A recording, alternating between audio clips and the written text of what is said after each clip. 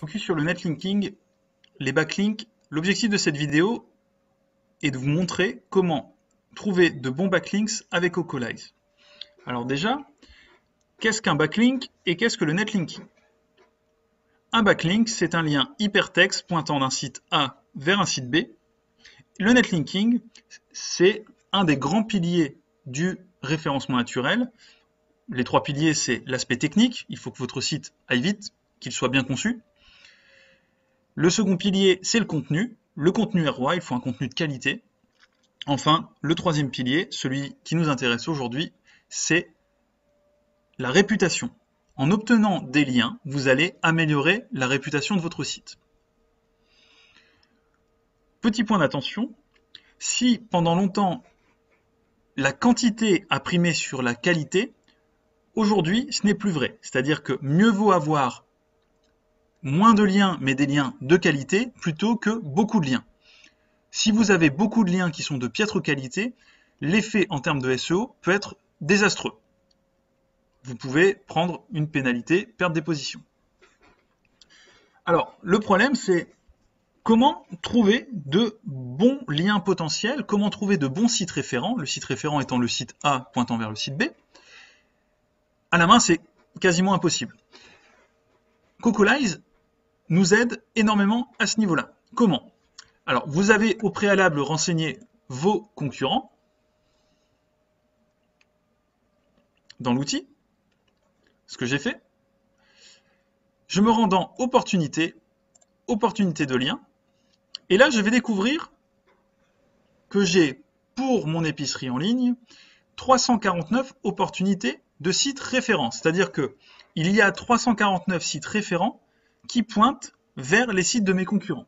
Alors comment ça marche? Comment c'est possible? Eh bien, Cocolize, à la manière des robots de Google, parcourt le web, parcourt les résultats de recherche, parcourt les sites de mes concurrents, et va identifier les liens pointant vers ceux-ci.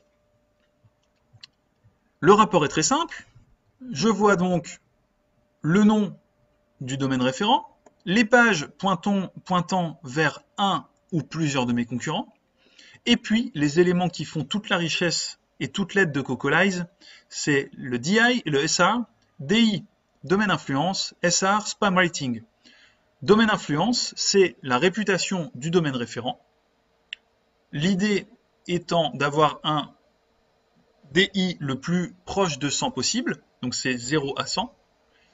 Le SR, le spam rating, c'est la toxicité potentielle du lien que vous allez obtenir. C'est-à-dire que c'est de 0 à 10, cette fois-ci le mieux est d'obtenir un lien provenant d'un site qui a un spam rating le plus proche de 0 possible.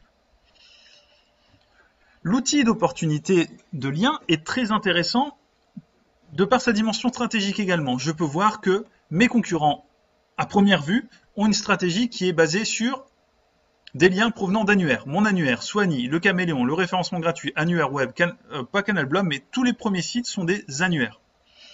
C'est pas ma recherche aujourd'hui. Moi, je vais plutôt aller chercher des sites qui parlent de gastronomie espagnole. Donc celui-ci peut être intéressant. Il a un spam rating de 4. Moi, j'essaie d'éviter les sites qui ont un spam rating supérieur à 4. Vous pouvez aller jusque 6, surtout pas au-dessus. Et donc, quand Choupette et Papoun et Cuisine font des liens vers des sites de mes concurrents, ça peut être intéressant. Je peux continuer et je vais pouvoir analyser les sites potentiels pour mon netlinking. Ça va me servir à identifier des partenaires, ça va me servir à aller chercher des liens en direct, et donc c'est plutôt un gain de temps énorme.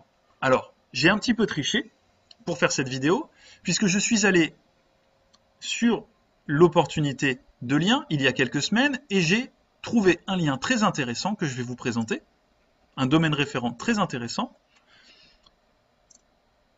qui m'a permis de faire un lien vers ce site. J'ai trouvé le site Papille et Pupille, qui a un spam rating de 1 et un domaine influence de 46, qui a fait un article qui parle du petit déjeuner espagnol. Or, moi, sur mon blog, j'ai un article qui parle du petit déjeuner espagnol. J'ai donc parcouru cet article, qui est plutôt très sympathique, qui est tout à fait cohérent avec l'article de mon site et j'ai vu qu'il y avait un forum, ou plutôt des commentaires sous l'article, libres, sur lesquels nous pouvons commenter. J'ai donc décidé de commenter pour raconter un petit peu mon histoire et faire un lien vers l'article complémentaire avec celui présenté sur le site. J'ai donc obtenu un lien intéressant qui en plus a été jugé comme pertinent par l'administratrice du site puisque j'ai eu un petit smiley en retour. En conclusion, Cocolize m'a permis d'identifier des sites ayant un potentiel intéressant comme domaine référent, les pages qui pourraient m'intéresser et la stratégie de mes concurrents. Tout ça pour que je puisse travailler, définir une bonne stratégie netlinking et puis mettre les mains dans le cambouis et la travailler ensuite.